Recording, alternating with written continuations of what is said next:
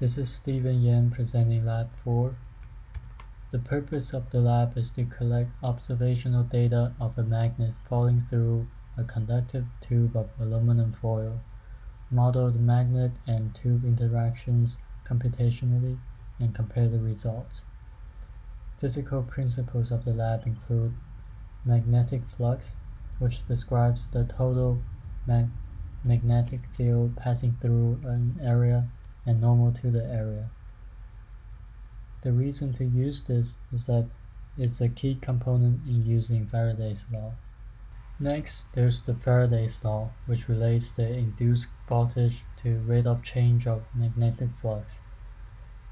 We include this because it allows later calculation of the force generated by the aluminum foil.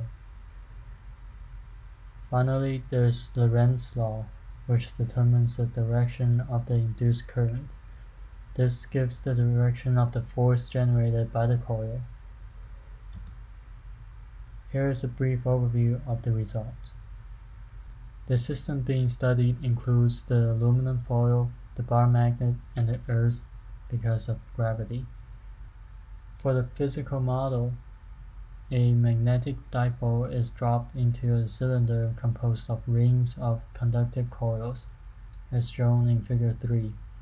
The reason to use this model is because the bar magnet can be approximated by a magnetic dipole, and the cylinder of aluminum foil is modeled as discrete coils stacked together in order to simplify the simulation of current in the foil.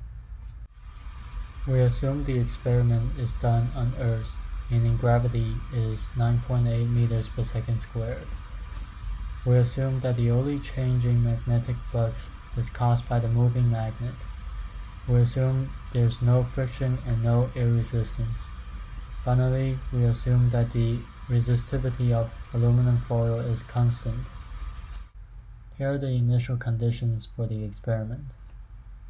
To conduct the experiment, we first drop the magnet into a roll of aluminum foil, north pole pointing down, making sure to align the longer axis of the cylinder vertically, as shown in Figure 4. We then record the time taken for the magnet to traverse from the top to the bottom of the roll.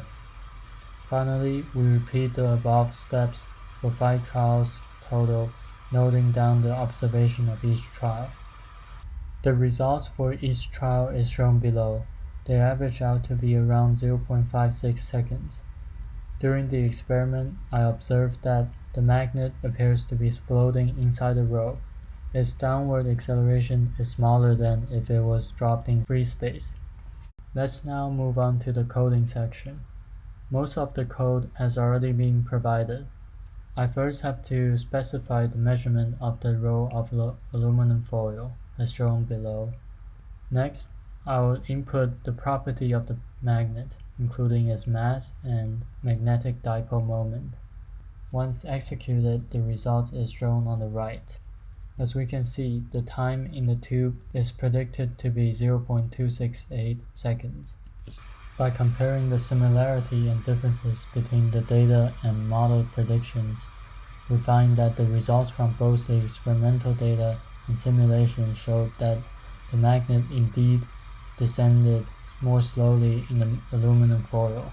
However, quantitatively, the experiment showed that the magnet descended slower than in the computational prediction. This can be caused by friction between the magnet and the inside of the aluminum roll, or that the roll is not held perfectly in a vertical orientation. To conclude the report, I would like to discuss 2 what-if questions. First, if the resistivity of the conductor were reduced as close as possible to 0, Ohm's law will predict that the current in the foil will approach infinity, meaning the magnet would be stationary inside the aluminum foil. If holes and slots were cut into the tube, some rings in the model would no longer constitute complete circuits, meaning the entire cylinder would generate less force on the magnet, which causes the magnet to fall faster.